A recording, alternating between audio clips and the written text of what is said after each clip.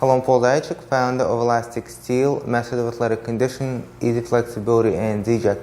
Today I'm going to talk about the core. I'm going to answer a lot of questions about the core, and I'm going to sort of like remove a lot of misconceptions about the core and core training. At the same time, I'm going to answer very simple questions that are coming up.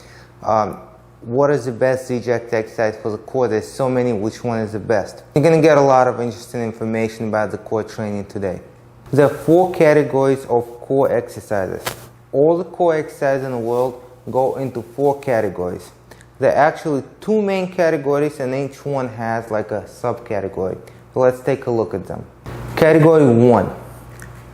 Core is moving. The spine is flexing, extending, laterally flexing, rotating, anything in between that.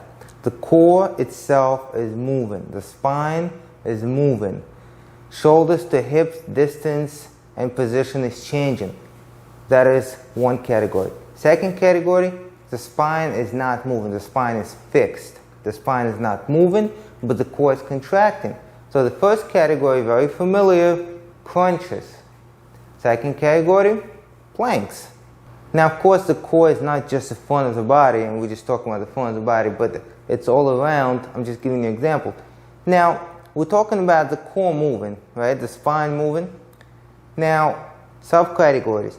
Spine can move with the limbs not doing anything, or spine can move with limbs doing something at the same time. Okay, both of them fall into the category of the spine moving. Now, we have the other category, the main one, where the spine is not moving. So, the arms can be stationed, or the arms can move. So, for example, if I have some kind of movement where, for instance, I'm doing a deadlift and my spine is straight, but my limbs are moving, or I'm pressing and my spine is not moving, my core is not moving, I'm pulling, I'm doing something like that, then I have the limbs moving, but the core is stationary. It's still taking a lot of contractions, but it's stationary. So now let's take a look at various exercises with and without ZejaX for you to understand how that works. Now let's take a look at the exercises that are familiar to you. The core is moving. The most familiar one is a basic crunch, right? My arms are not doing anything, my legs are not doing, my limbs are not moving.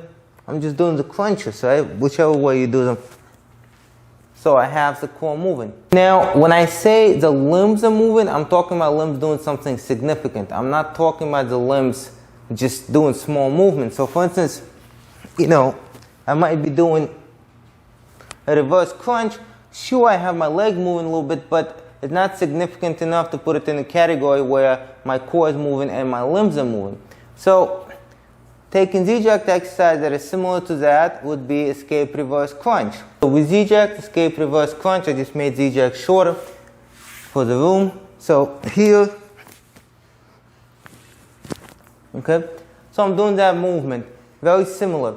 Yes, my arms and legs are moving, but it's not significant enough, and I'm really taking pressure. This is the first category, core is moving, arms and legs are not really doing anything. Second category, the core is contracting, it's not moving. The arms and legs are not moving as well, so the most common example is a plank, okay, or this one. So we're just staying still. Of course, it does not have to be the plank. I can be here and stay still, and my core is still contracting. Okay, so with ZejaX we have a lot of different exercises that would do the same thing, simply holding in position. So to hold a position, I can do one of the plank, front plank variation, for instance, the side plow. So I'm here, holding this position, same thing. It's a little different than regular plank because there's slightly different tension.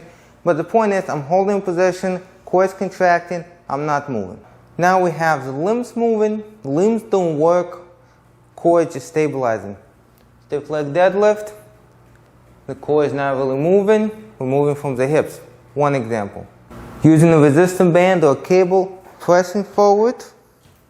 Okay, if we press, the core is stabilizing. The core is not moving, it's stabilizing. So now we have the core contracting, limb moving, core is just stabilizing and not moving.